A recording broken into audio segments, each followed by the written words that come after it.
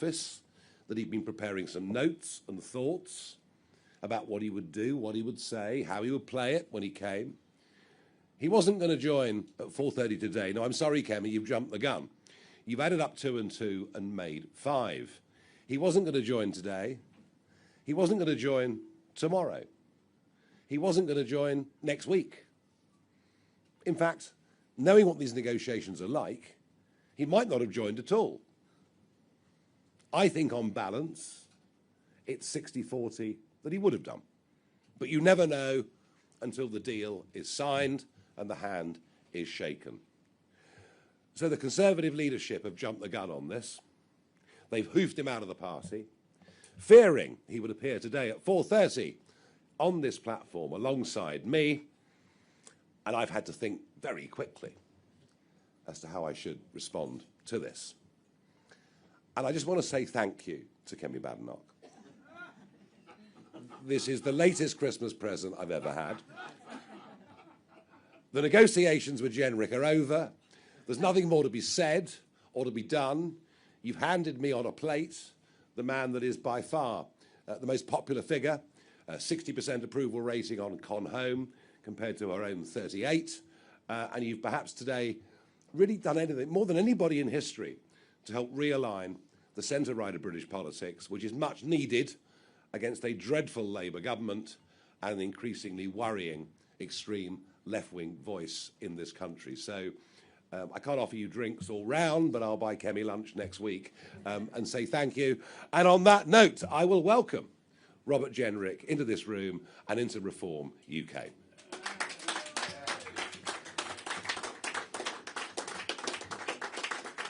Oh, he hasn't changed his mind, has he? We can't find him.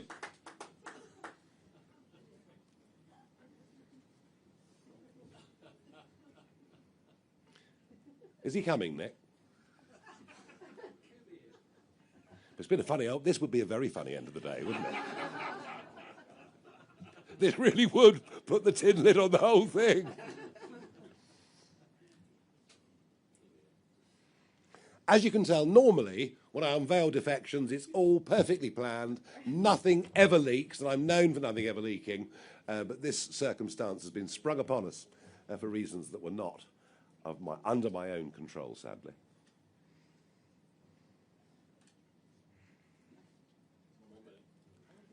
Do we play music now, or what do we do? No. OK, folks, don't worry. I've just had the thumbs up. He hasn't changed his mind. Kemi hasn't called him and asked him back.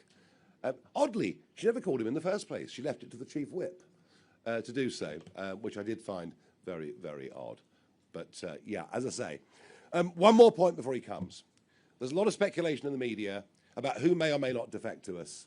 Are they doing it for their own purposes? Are they a benefit to us? May the 7th, folks, if you're in Parliament, is the deadline. If you're coming to us, do it before May the 7th. We don't want you after that. Let me make that very, very clear to everybody in the room. Here he is, Robert Genric.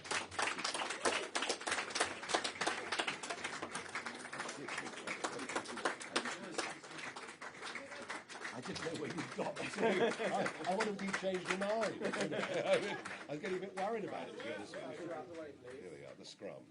Come on, guys. Both to this one, please, guys. Okay, yeah, don't worry, you'll all get a go. Thank you. Nigel, just come this yes, way. okay, no problem. You'll all get a go. We're very generous people. Over here, please, Jen. Okay. Just here as well, please, gentlemen. Yeah. Thank you. And over here as well, please. Yes. Thank you. Yes. Yeah, right, you've had 2 goes. Marvellous. Here we go. Very good. Thank you. Well, good evening, ladies and gentlemen. Thank you, Nigel. It's time for the truth.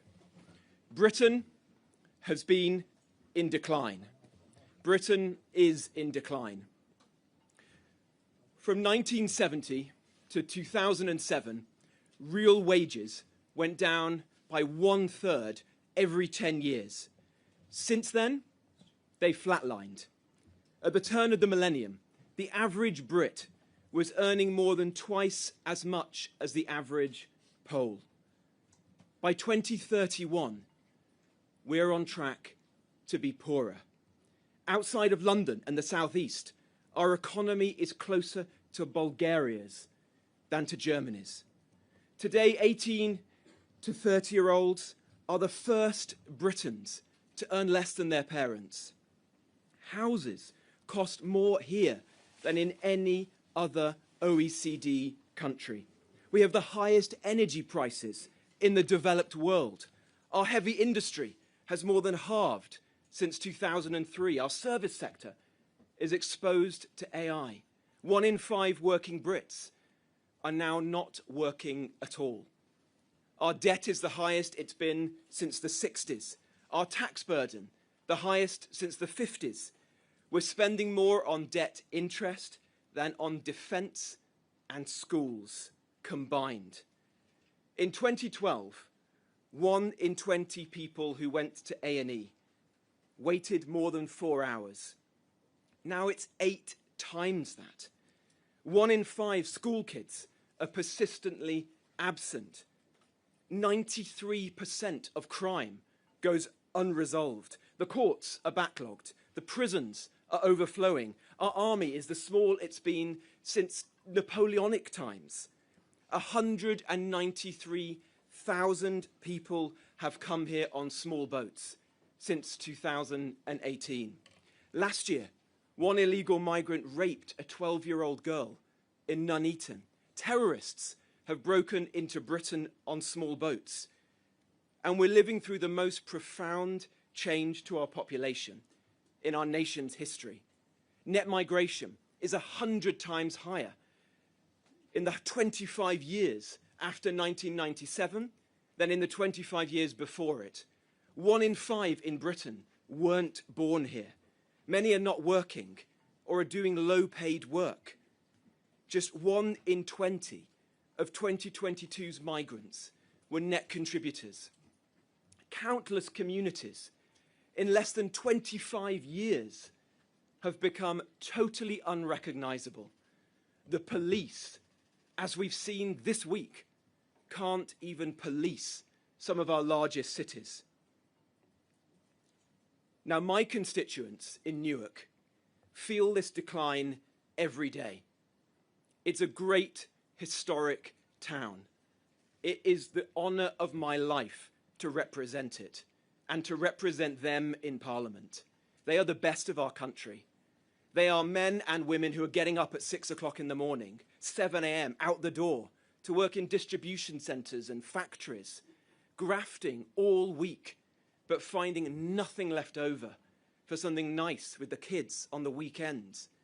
Their bills, their taxes are surging. Their money is taken to fund hotels for those here illegally in our country, or the lifestyle of the guy down the road who everyone knows could be working but isn't working. I challenge anyone to argue other than that Britain is completely broken. Those that came before us built a great country, the greatest country in the world, but we are set to lose it. We will, for certain, if this government gets re-elected.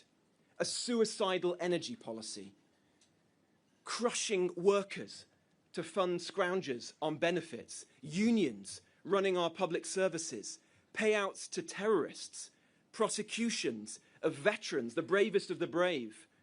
900,000 migrants in their first year, 65,000 of them illegally, ending jury trials, cancelling elections, giving away our territory, and 35 billion quid for the privilege. These people run Britain as if they hate it. But whilst this government is accelerating our decline, they didn't begin it. We've had 20 to 30 years of this. And why has it happened? Because the two main parties are rotten. They are no longer fit for purpose. They both broke Britain, and neither can fix it. It's a conclusion about the Conservative Party that has pained me to reach, because I've been a member of this party since I was 16 years old. I've served it for most of my adult life. I have countless good friends in the party, not least my own members in Newark. They are the most decent, patriotic people I know. And I respect, I cherish the party's contribution to our country. The party of Pitt and Peel, of Churchill and Thatcher. But our country is in a precarious, dangerous position. And my first loyalty, our first loyalty, must be to our country. Turning it around will require each and every one of us to speak the truth. And not just to speak it, but to act. What's the truth? Both Labour and the Conservatives broke Britain, and both are now dominated by those without the competence or the backbone needed to fix it. Both parties, if judged by their own actions, are committed to a set of ideas that have failed and are failing Britain.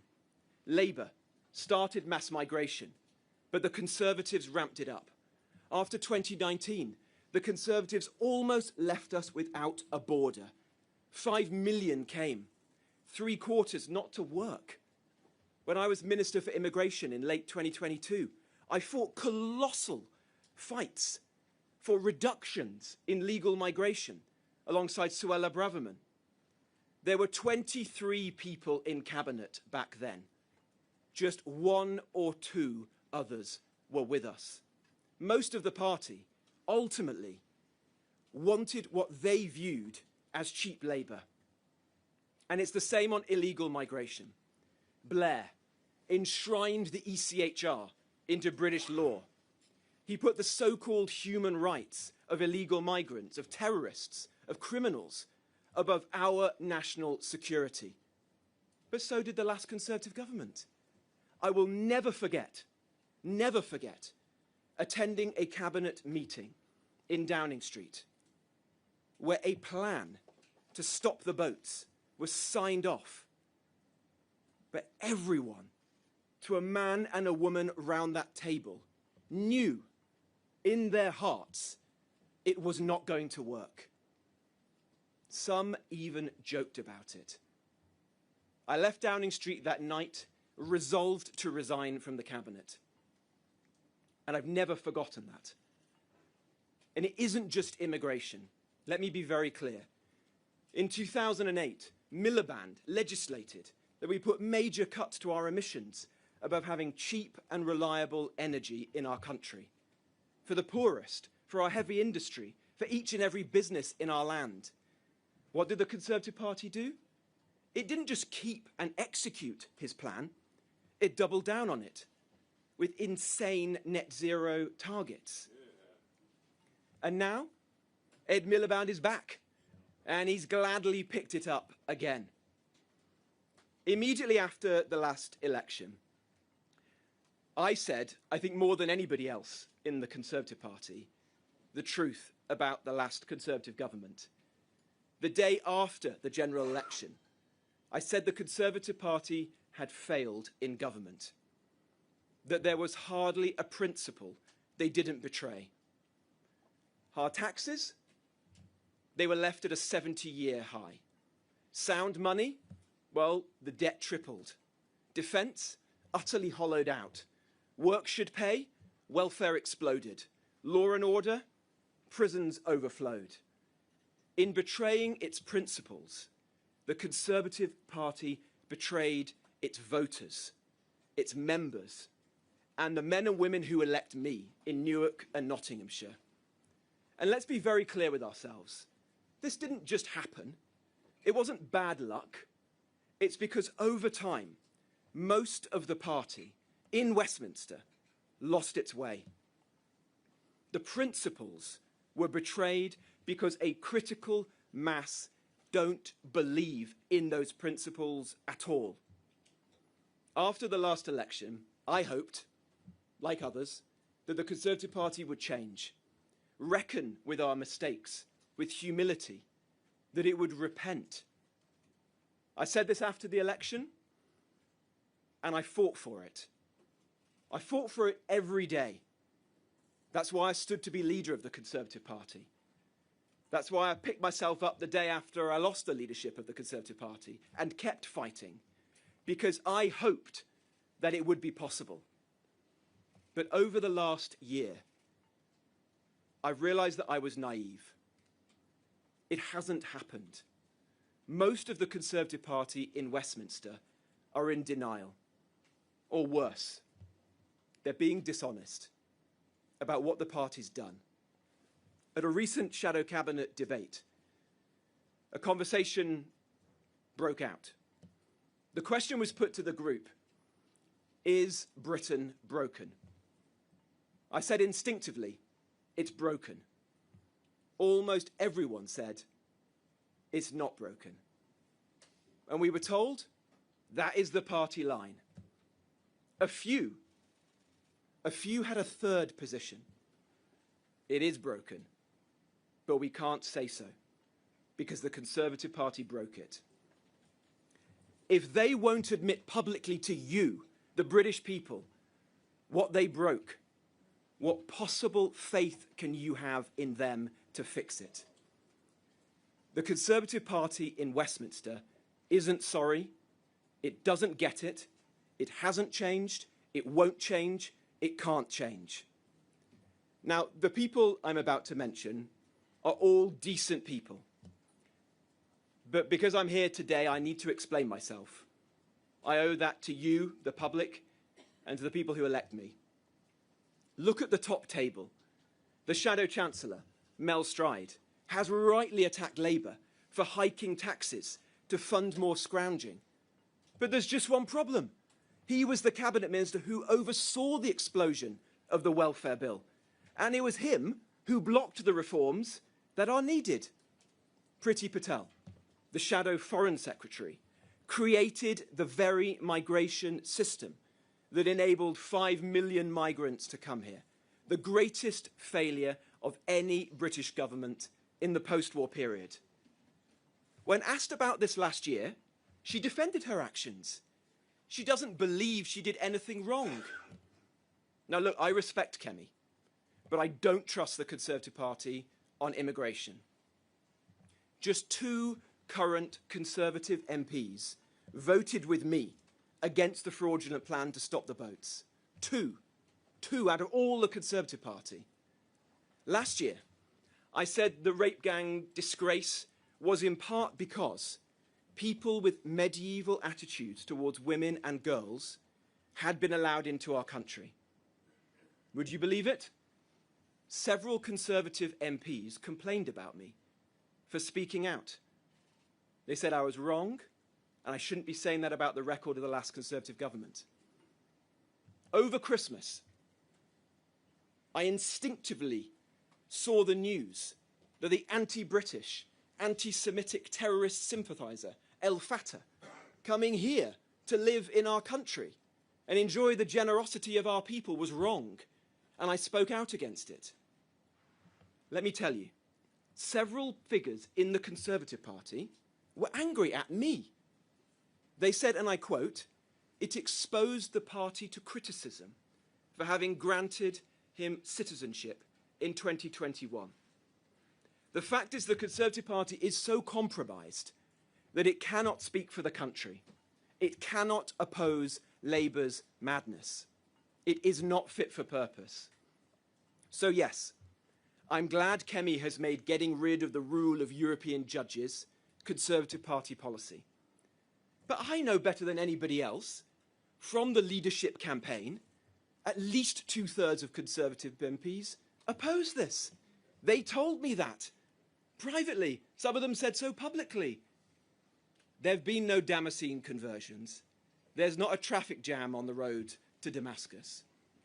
Over the last few weeks, in meetings and in calls, I told Kemi and her team what I've told you all today. The Conservative Party needed to change fundamentally, starting by acknowledging the state of Britain and owning up to the role we played in getting Britain to this point. I respect Kemi, but on all those issues, we were in different places. Let me be clear, they've doubled down. I can't kid myself anymore. The party hasn't changed, and it won't. The bulk of the party don't get it. They don't have the stomach for the radical change that Britain needs. In opposition, it's easy to paper over these cracks, but the divisions, the delusions are still there. And if we don't get the next government right, Britain will likely slip beyond the point of repair. Everything is on this. Everything is on this decision. I can't, in good conscience, stick with a party that's failed so badly, that isn't sorry, that hasn't changed, that I know in my heart can't deliver what's needed. That is why I resolved to leave. Because Nigel has stood consistently and very often alone for what's needed. Ending mass migration, for cheap energy, for cutting waste and taxes and red tape. Now, I don't agree with everything that he's ever said, and he definitely won't have agreed with everything that I've ever said. But in retrospect, I see that in this period, when two main parties were failing Britain, Nigel was all too often a lone voice of common sense. When the first boat started crossing, who was in the channel saying that it was outrageous? They laughed at him. Well, they're not laughing now. Nigel has stood for the real change that we need now as a country for over a decade, frankly, for most of my adult lifetime.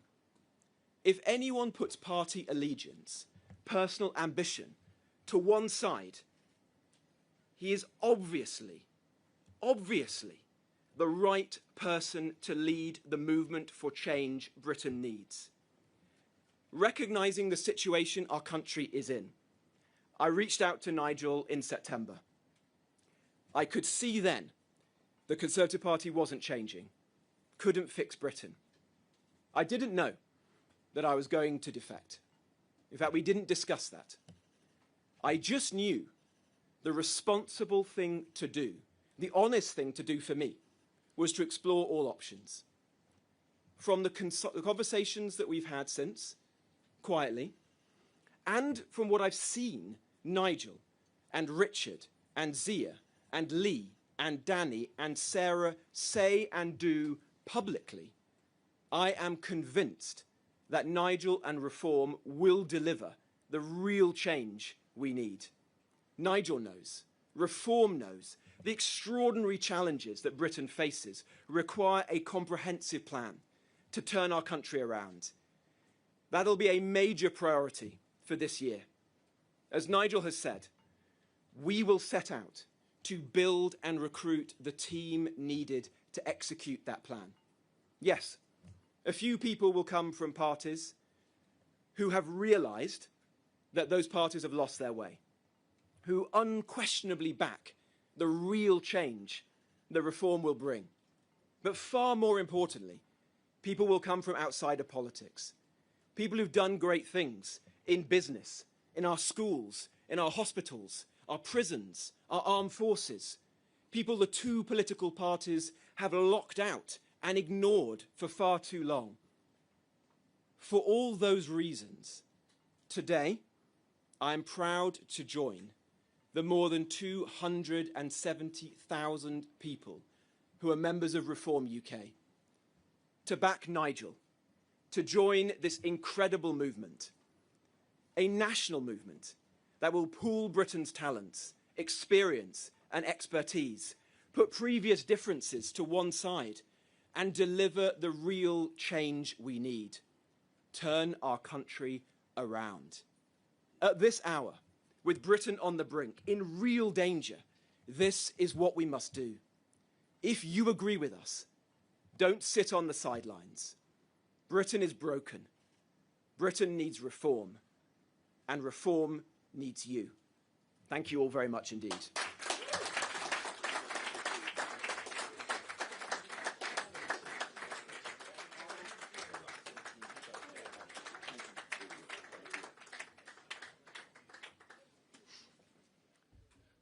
Robert, thank you very much indeed, and welcome on behalf of 270,000 of us. That was passionate, it was full of energy, conviction and determination, and that's the one great thing. Robert is determined to make a very, very big change. Now, unsurprisingly, we have a list of questions. We're going to begin with Chris Mason, BBC News. Thank you both. Chris Mason, BBC News. Just very clear and keep things up. When did you resolve to make this move? Because your new party leader was saying that perhaps as recently as this morning it was 60-40 as to whether or not you wanted to defect. And here you are, you were late to your own defection. So precisely when did you make that jump, particularly given how scathing you've just been of former colleagues that you were sitting around the shadow cabinet table with just yesterday, and so address their argument that says that this is a spectacular act of treachery. And to you, Mr. Farage, the critique has become familiar with the pattern of defections that reform is becoming in the eyes of some Conservative 2.0. Given you've just recruited yet another former Conservative and yet another former Conservative minister who was in a government that was spectacularly thrown out by the British people, convince our audience that you're not becoming Conservative 2.0, because that's increasingly what it looks like, isn't it? Well, I mean, one thing Robert Jenrick has done, he's actually said in the last few weeks that he's ashamed that Al-Fatah got citizenship back in 2021. It's funny how a lot of roads lead back to James Cleverly, but hey. And he said, you know, he literally, you know, he's in sackcloth and ashes over what they did. Why do I trust him and not many of the others? Because he resigned from the government over this, knowing that Rwanda was a farce, all the while we were stuck within the ECHR. And that was the moment at which I thought, this guy actually has changed. You know, before that, we'd have disagreed, you know, a decade ago on many, many things. We are, by the way, there are plenty that want to come that we don't want, but we're bringing people who can add. And I've said to you already, if people want to come, they better let me know soon, because after May the 7th, the doors are closed. Doors for defections are closed after May the 7th.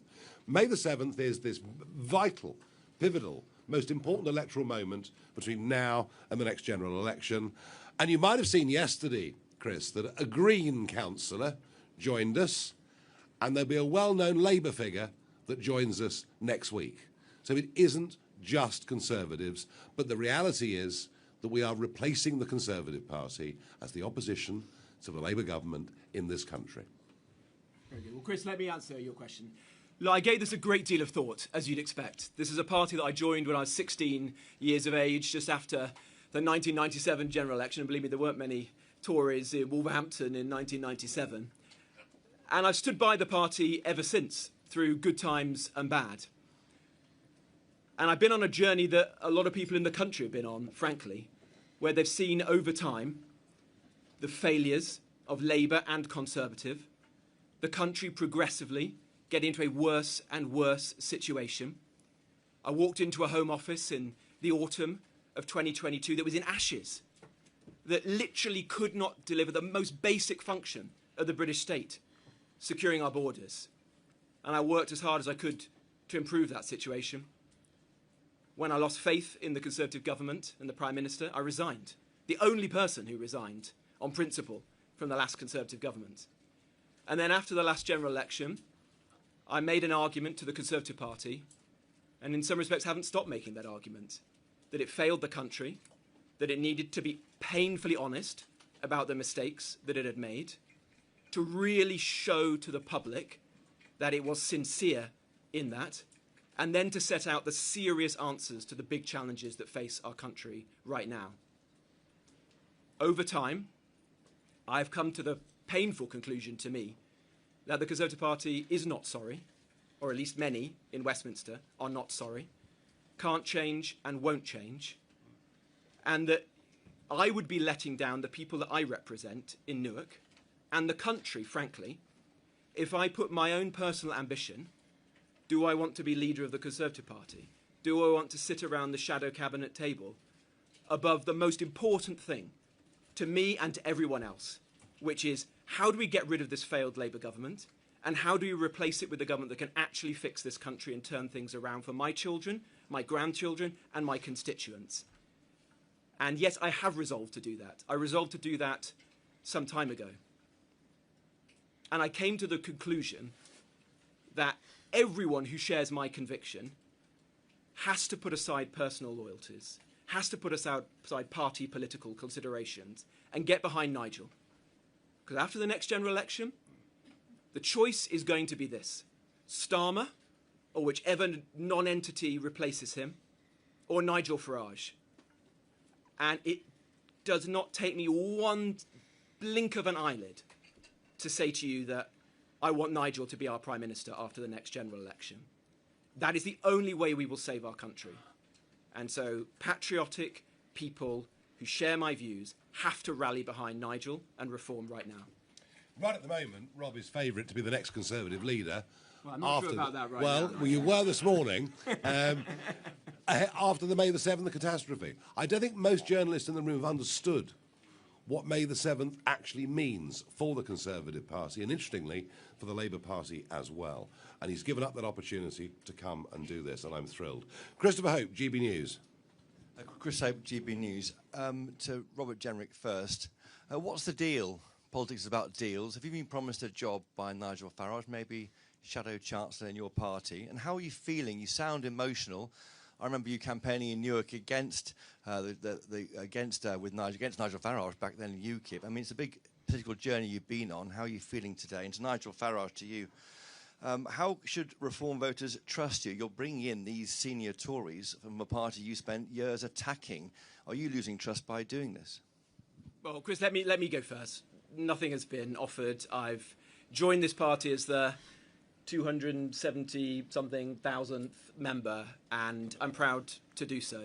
And to work not just with Nigel, but with a set of people I've come to know over a period of time, some for a very long time, like my constituency neighbour Lee Anderson, others like Richard and Sarah and Zia, I see Layla over there, who have built this party from nothing. And I'm just here to play my part, to lend my support and experience to making it the greatest success that it possibly can be for the sake of the country. Yes, it's a sad day for me to leave a party that I've been a part of for so long. It's sad also because I know there are very good people within the Conservative Party. There are good members of Parliament. There are good councillors. There are good members of the party. More than anyone in the current Conservative Party, I went around the country meeting them. Last year, I did over 100 events. I met more Conservative Party members than anyone. I know their views. I know their frustrations, not just with the state of the party, but above all with the state of the country. And so my message to them is reform is here for anyone who shares this conviction that the country needs to be fixed and turned around. And we can't let party loyalty get in the way of fixing our country. That's what really matters. I believe today's a big day, Chris, in the realignment of the genuine centre-right of this country. I think Rob Cumming will bring a lot more people and voters to us. I think this is actually a very big moment. And that's why we talked about it for a long time. And as I say, going back perhaps a little bit to Chris Mason's question earlier, we'd agreed in principle this would happen, but it wasn't going to happen today or tomorrow or next week, and it might not have happened because deals, all the time in life you talk about deals, they either come to fruition for a variety of reasons or they don't. He will be joining our frontline team. You will see over the course of the next few weeks, jobs are allocated to very senior people within the party. It's part of our evolution, part of our structure, part of what we're going to be presenting to the public. And what does he bring to us?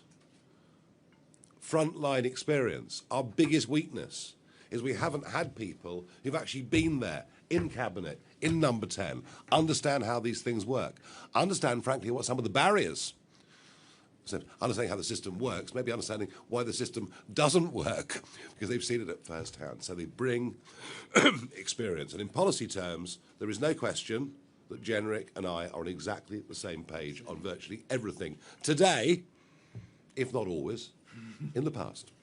Thank you. Rob Powell, Sky News.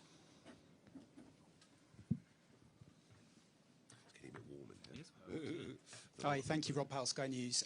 Mr. Jenrick, you've said it's the honour of your life to serve the people of Newark. Your association says that you've betrayed them today. If you respect your constituents so much, why not call a by-election and stand as a Reform candidate? And Mr Farage, I think by my count, Robert Jenrick's the 7th member of Boris Johnson's government to join your party in recent months. You say you're a new reforming force in politics. How can you claim that if, by your own definition, you're bringing in so many people that cause the mess you're trying to clear up? The Five-Star Movement in Italy, launched by Beppe Grillo, the famous Italian comedian, and I served with his people in the European Parliament, he said, we will only have people standing for Parliament who have never been involved in politics at any level ever. And they got lots of votes, and lots of MPs, and they went into coalition government. And guess what happened? It was a complete catastrophe, because no one knew what to do.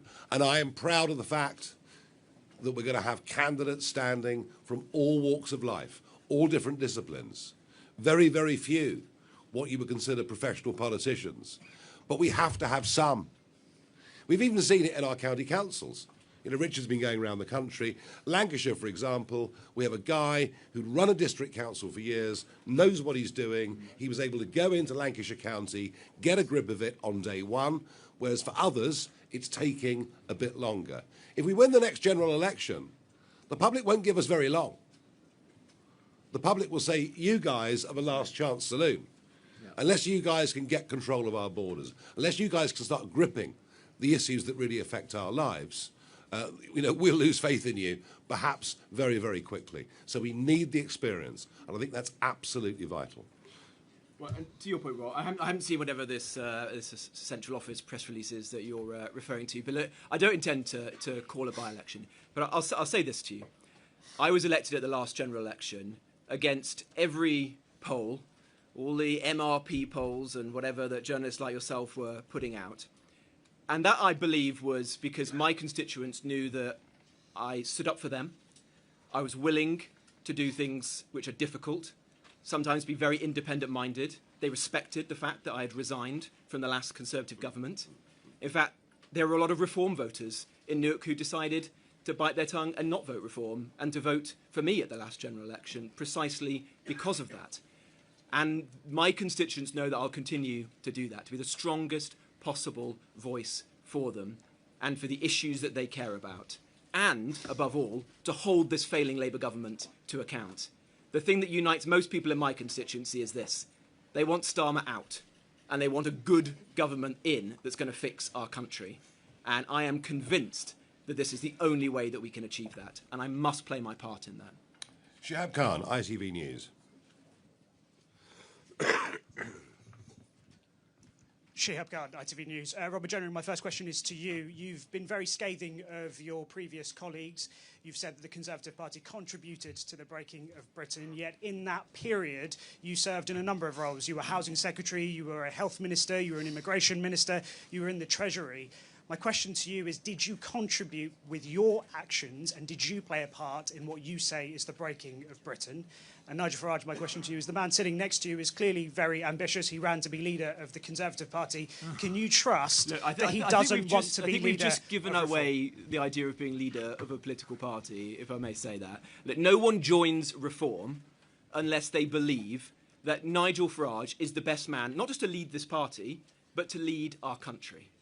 That is why I've done this. That's why I've put aside my own personal ambition, whatever the bookies say about being leader of the Tory party. I've done it because I think Nigel is the man to lead this country. And I'm going to work every day for the next 3.5 years, or whenever the general election is, it may come sooner than that, to make sure that happens. Thank you. Gary Gibbon, Channel 4 News. Thank you very much. Do you think, Robert Jenrick, this is an inflection point for the Conservative Party, that if you'd become leader, first attempt or even a second attempt if that had happened, there might have been a pre-election pact, a possibility of that with Reform. The chances of that are now zero. And Nigel Farage, the question you were just asked, I mean, a few people have been texting me listening to Robert Jenrick saying that sounded like a leadership bid. Would he make a good successor? Well, if a very good speech is a leadership bid, I want a lot more of them. Yeah, Nigel will speak for himself and for the party, but I don't believe there is likely to be or should be a pact or a deal with the Conservative Party. The message I've just delivered to you today is that I think the Conservative Party has failed to understand the mistakes that it made, has not repented for that. Why would anyone in this country hand the keys back to these people to take it forward and hope that they would fix the country? That is my painful conclusion of the last few years. And to your point about, or the point that was made a moment ago about my own record, look, I think the Conservative Party failed in government. Nobody has been more honest about that than myself. There were battles that I fought to build more homes, let down by Boris Johnson, to get immigration down, let down by Rishi Sunak. But did I contribute to mistakes? I'm very open and honest to say, yes, I did. That's why we've got to make sure this never happens again. And I believe reform is the best way to ensure that doesn't happen and we can actually fix the country. I thought your story about the recent shadow cabinet meeting was very revealing. You know, they debate, is Britain broken? A couple say yes. Most say, good Lord, no, everything's absolutely marvellous. And then some say, well, we can't admit it because we actually contributed to it. And so I'm actually, yes, I am prepared to accept those who put their hands up and say we failed. And bear in mind, Gary, I put a level of trust in the Conservative Party back in 2019 at that election. And I, like many millions of others in Britain, feel betrayed by them. And you only do deals, you only shake hands with people you trust. And we are going to replace them. And they will cease to be, I repeat, a national political party after May the 7th this year. Just you watch. And if I may just say on your question about an inflection point, I do think we are at an inflection point. Perhaps a slightly different one to the one that you were suggesting, but there are many millions of people in this country who voted Conservative at the last general election. They were often doing so through gritted teeth. Perhaps it was a force of habit. Perhaps they hoped that the Conservative Party would learn its lessons and change. My message to those people is you need to rally behind Nigel and reform now, because it is the only way we will get rid of this failing Labour government, and it is the only way that we will get in a government that is capable, has the will and determination to actually fix the country. And that, I'm afraid, does mean the end of the Conservative Party. It means people who share our values coming together to support this man and to make sure that he's our next Prime Minister. Yeah, they're going the way of the Liberal Party in the mid-1920s. That's actually what's happening before our very eyes. Martina Bett from The Sun. Thank you very much. Martina Bett from The Sun. Robert, I was wondering if you could give any more details on how the events this morning unfolded. How did you get caught? Tory party chairman Kevin Hollyrake says that it was someone of your inner circle that sold you out. Who was it? Any details on that would be good. Thank you. Look, honestly, I'm not in the slightest bit interested in who might have said this or that. Why don't you go and ask Kevin Hollyrake or Kemi Badenoch what they have heard on the grapevine? No one does this lightly. I've been a member of this party since I was 16 years of age. I woke up this morning as the Conservative Home Poll's most popular shadow cabinet member, exactly. The bookie's favourite to be the next leader of the Conservative Party. Do you think you do this lightly? No. I did this having given it the greatest thought about what I think was best, not just for me personally, but actually for the country. And that is what matters today. How do we ensure that we fix our country? And there may be some people in politics, many in the present Conservative Party, who don't think Britain is broken, who think that everything's going to be all right. I don't think that. And I would be letting down the men and women that I represent if I said to them, you've had 2 or 3 lost decades where your wages have stagnated, your kids can't get on the housing ladder, the NHS and our public services are failing, migration is through the roof, crime is getting worse and worse on the streets. But you know what? I'm just going to sit back and allow us to waste another decade, 2 more decades. No, I'm not prepared to do that. So today was a difficult decision for me. It's not one that I took lightly, but I am convinced in my heart that this is the right thing to do for the country. James Hill, Spectator. Thank you. Mr. Jenrick, last summer you called for Zia Youssef to be booted out of Reform about a tweet, and there was a whole long-running Twitter battle with him. How are you going to smooth over relations with the new colleagues? In politics, people say lots of different things, and whatever Zia or Nigel, anyone may have said, worse things have been said about me in my life. The most important thing is that we work together successfully as a team, and that is exactly what I intend to do. I have the highest respect, not just for Nigel, or else I wouldn't have joined his party, but for Richard and for Zia and Lee and Sarah and Danny, those who built this party. And I'm just the latest member, the latest recruit to their cause. And so I'm just going to do everything I can to help and to support them to make sure this is a success. Zia feels utterly betrayed by the 2019 Conservative government, and he wears it on his sleeve, and he pretty much tends to blame every single human being that was involved in it, but I'm teaching him the values of forgiveness, and it'll be okay, I promise you. I'm just the softie in Reform, you know, I mean, that's just the way it is. Ellie Wheatley from Guido Fawkes. Farage, if Kemi Badenoch has a change of heart and decides to defect, would you let her into Reform too? And Jenrick, if you had to put a number on it, how many Tory MPs do you think will follow you to Reform? Well, not the Lib Dems. There's about 70 of them are Liberal Democrats, so they wouldn't come, would they? Look, let's just wait and see what happens. Let me just reiterate the point that I made a couple of times. If there are Tory, Labour figures out there that want to come to Reform, don't think you're joining us on the back of a massive success on May the 7th. Come and join us and help us in that journey to make May the 7th the big day. All right? So that's the very, very simple message. It was said during the war that if Hitler landed in a parachute on the lawn of number 10 Downing Street, that Churchill wouldn't have a clue what to do. And you just asked me a question that I can't really answer. I don't think Kemi Badenoch is going to be applying to join Reform UK. I don't think she's my biggest fan.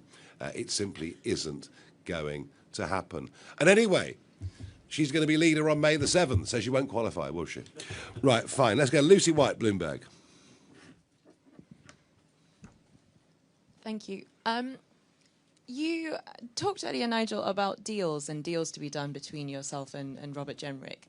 Mr. Jenrick, what were you hoping to get out of that deal? And do you feel like you might have given away or you might have lost some of your leverage by this being leaked if you were hoping to gain a better position? Well, that would depend whether he was dealing with an honourable person or not, wouldn't it? OK, thank you. We'll move on. A deal is where you talk about the terms upon which someone joins, what they might be able to do for you.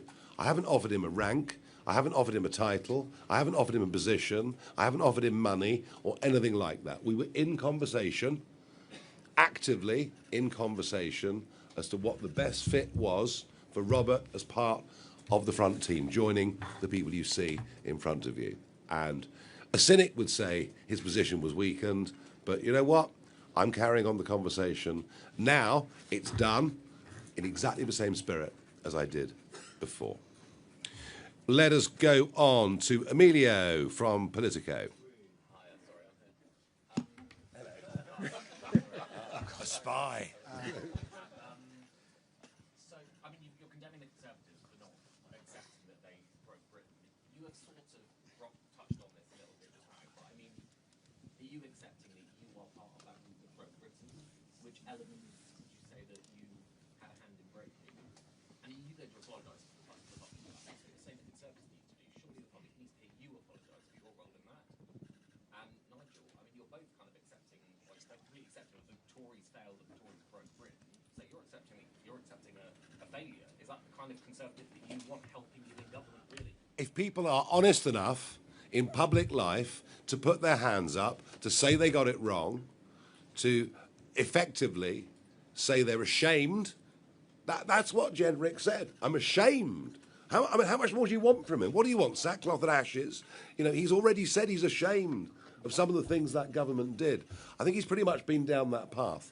And I want people who recognise what went wrong. I want people who understand what re-establishing that bond of trust between the electors and the elected is, and I want people who've got experience of what it's like to live, breathe and work on the front line. It's experience of failing in government. Well, you know what? Most people who succeed in business have failed in business to begin with. And maybe that's something this country needs to think about a little bit more. That the road to great success very often is littered with failures along the way. The clever people recognise those failures, adapt and change. And there's little doubt that in terms of political conviction and thought, that Robert Jenrick has changed enormously over the course of the last decade. I don't think you need to defend yourself any more than you have, frankly. Well, I think he's... look, if he says I'm ashamed of what we did as a government, as I say, I don't know what more you want. David Williamson from The Express.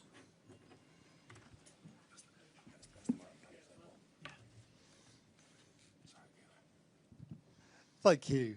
One of the questions which will be asked is, the right is now clearly split, and the battle between the Tories and Reform is going to be personally bitter.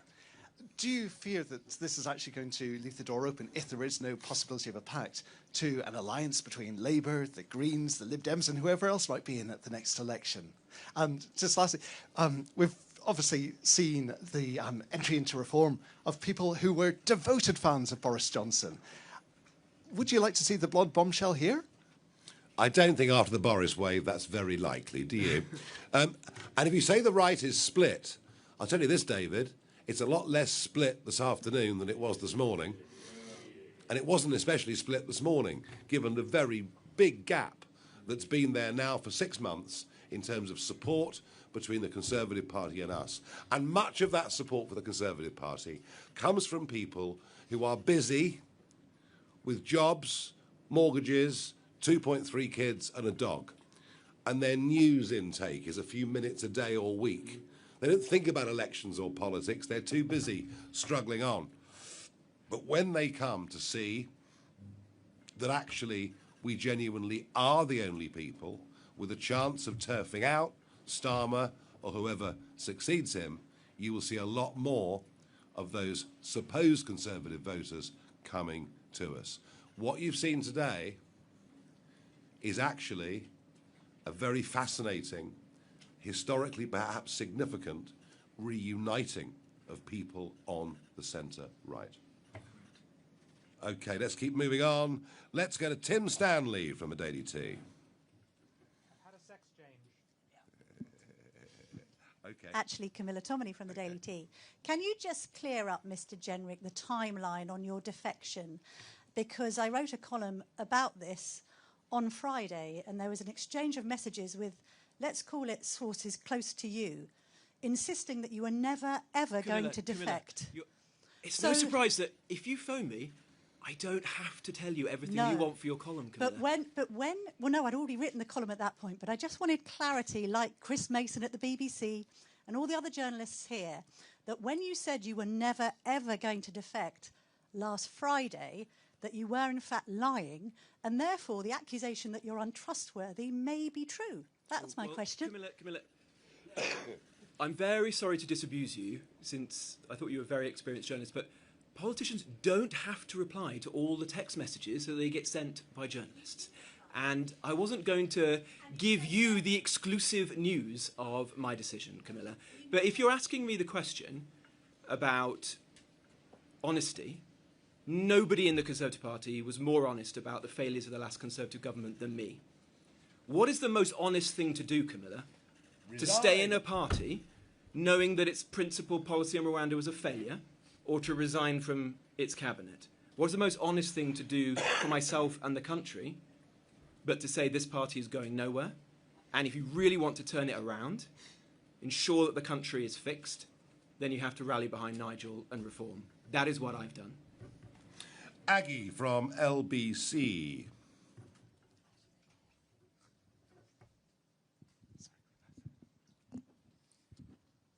Thank you very much, Aggie from LBC. First to Robert, has your dream of becoming a party leader completely gone, or do you think at some point when, or if, Nigel Farage retires, you might have that dream once again? And also, what happened I thought I got away from all the leadership speculation. What happened to the person who... One good thing came about today was that.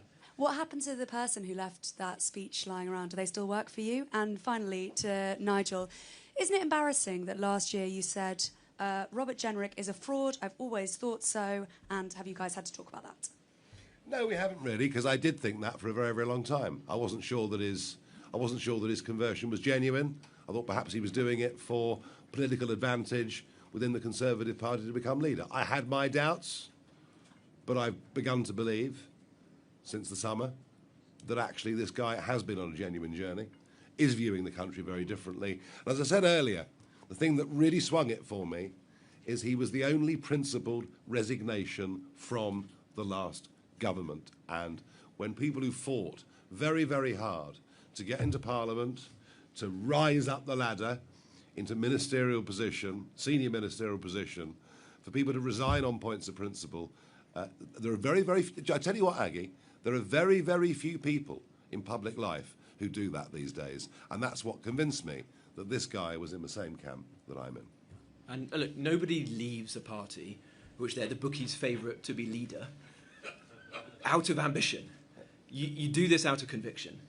I've done this today because I'm convinced it's the right thing to do for my constituents and for the country. And that's it.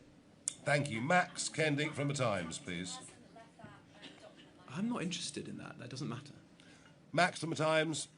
Thank you, Nigel. This defection, the Tories say, wasn't meant to happen for a while, and there was some grand plan up your sleeve to have some kind of disruptive event for it to happen. Instead, what was that? And Robert, you failed to become leader of your party, and now none of your closest Tory allies have said they're following suit with your defection. Has this been a bit of a botched operation, or are you going to trigger a whole chunk of more defections? If I'd planned a disruptive event, I cannot imagine I could have stage managed it better than Kemi Badenoch has managed to do for us today. This is a supremely disruptive event. I've talked over the years, in different incarnations, to many people about joining, whether it was UKIP or the Brexit Party or Reform, elected politicians. I had some defections back in the UKIP days. Do you know what? I had a lot that I thought were over the line and at the last minute didn't happen. So, yes, we were in advanced talks. Yes, I was keen to get Robert on our team. And yes, we thought and wargamed what we might do. But it's never done until it's done. But Kemi's helped bring us together. Isn't that wonderful? Very good. Sorry, what's your question to me? No, I don't know. That's up to them, isn't it? Obviously, it's ultimately a matter for Nigel and the party to decide whether they want them or not. Haven't got long. Deadline. There are some good people in the Conservative Party, and if you share our conviction, then Reform obviously welcomes people. You never. There could be a queue downstairs as we speak. I don't know. Let's go to Helen at PA Media. Getting there's about 5 more. Hello. Mr. Jenrick, Nigel has said that you were talking about potentially defecting, but that had the events of today not happened, that may have never come about. So can you confirm I had resolved to leave. So when you woke up this morning, you thought you would leave at some point? Well, I didn't think I was going to leave today, but I had resolved to leave the party, and that was, as I've said, something I'd given a great deal of thought to over a very long time, and the fact that it's happened a little bit sooner, so what? In fact, it means I can get on with trying to help Nigel, help Reform to succeed slightly sooner. And how many of your Tory colleagues have you spoken to about defecting? No one. None at all? No.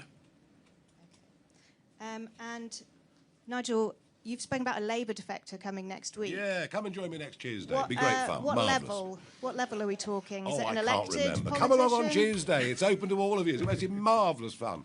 Right, very good. Let's go to David at the Financial Times.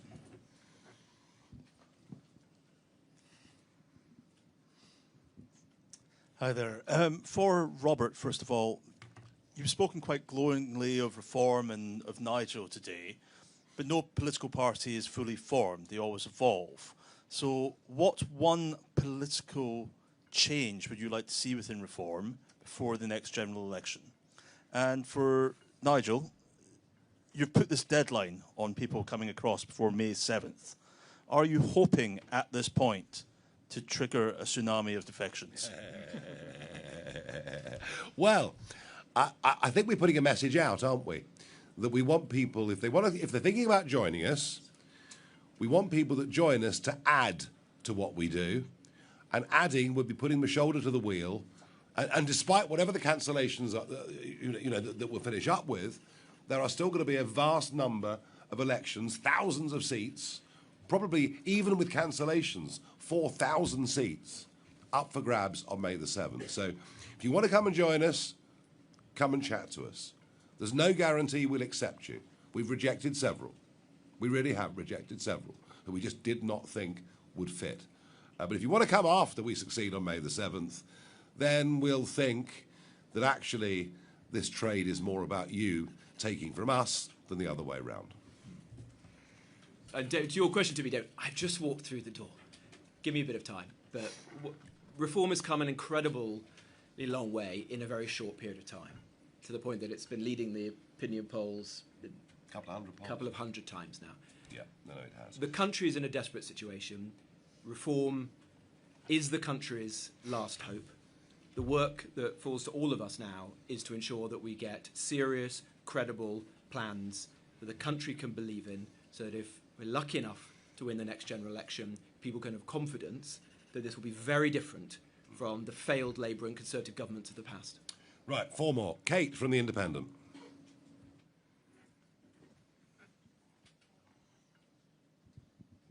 Hi, Kate Devlin from The Independent. Robert, you've talked a lot about being honest with the British people. So actually my question is to Nigel, if he's honest about the limitations and things that he doesn't like in reform, will he be allowed to say so, or will he have to toe the party line? Oh no, anybody can come and say anything they want to me. The only rule I have as leader is that we have our disagreements, we have our arguments, we have our rows behind closed doors.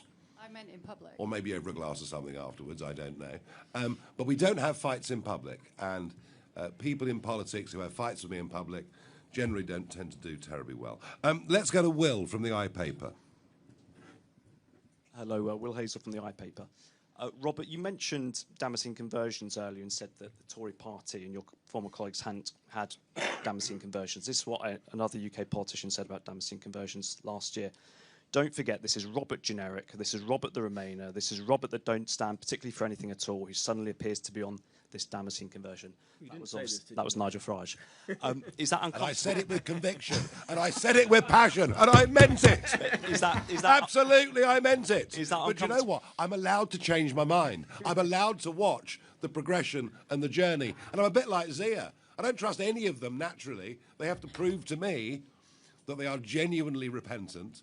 And I think what this guy has done, with the energy that he's put into his journalism, into his YouTube videos, into his speeches in Parliament, and talking to people who know him, as I've done, people who know him socially, but outside of politics, I'm convinced that he's not that same person, all right? I'm allowed to change, I promise you, I'm allowed to change my mind. Robert, is that uncomfortable hearing? Some of those comments are quite personal. Oh, please. This is politics. People say all sorts of things. It's a rough old game, you know. Right, moving on. Dave from The Mirror. Hi, thank you very much.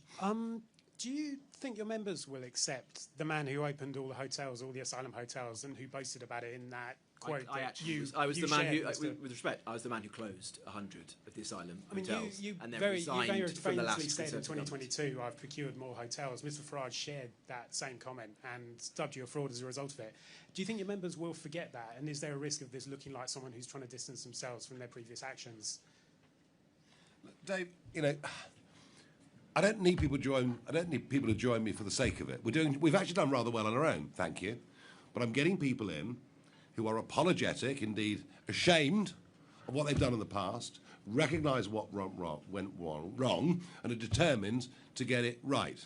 Are our members prepared to forgive those that apologise for past errors and promise to put their shoulder to the wheel to help us and propel us forwards? I believe the answer to that is very firmly yes. Last question, Rowena from The Guardian.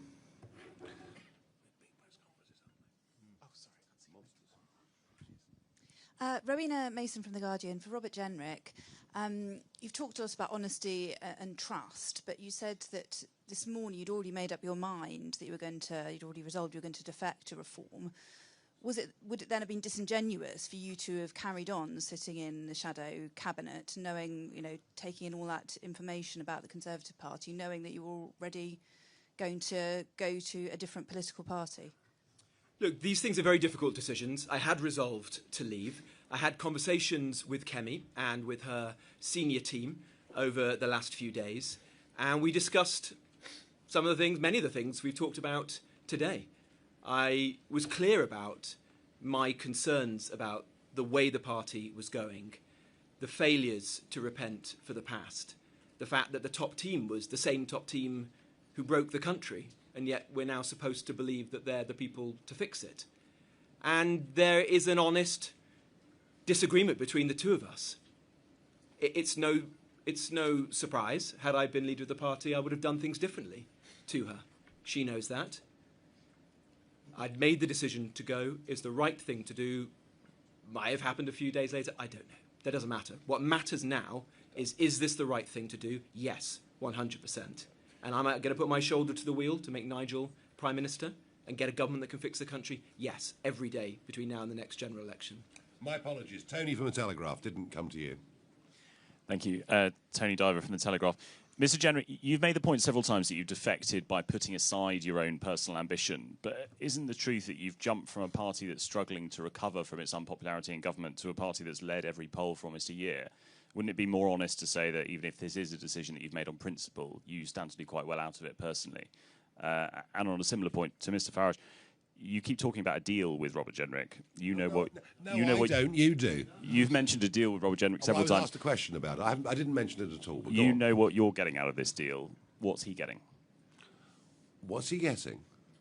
He's getting a committed bunch of troops. He's getting an active people's army, grassroots movement out around the country with a level of energy and optimism about changing this country that has not been seen in modern British public life. And he is becoming a part of that because he wants to help change the future course and history of this country. So, yes, he has an opportunity with us to do something remarkable. What he's given up is the opportunity to be the leader of His Majesty's loyal opposition in the House of Commons. So on a personal level, he's given up quite a lot. And he'll find working for us, working with us, a damn sight harder work than it ever was with the party he was with previously, I promise you. Was there one more? Yes, I apologise. I'm so sorry, Claire. That's okay. Mr. Jenrick, there were reports that you were going to bring over 2 allies with you when you defected. Are they true? I haven't spoken to... If you're referring to Conservative MPs... No one tells me about any of this. I haven't spoken to any other Conservative MPs, so that can't be correct. Right, thank you, everybody. See you all next Tuesday. Very good. Thank you.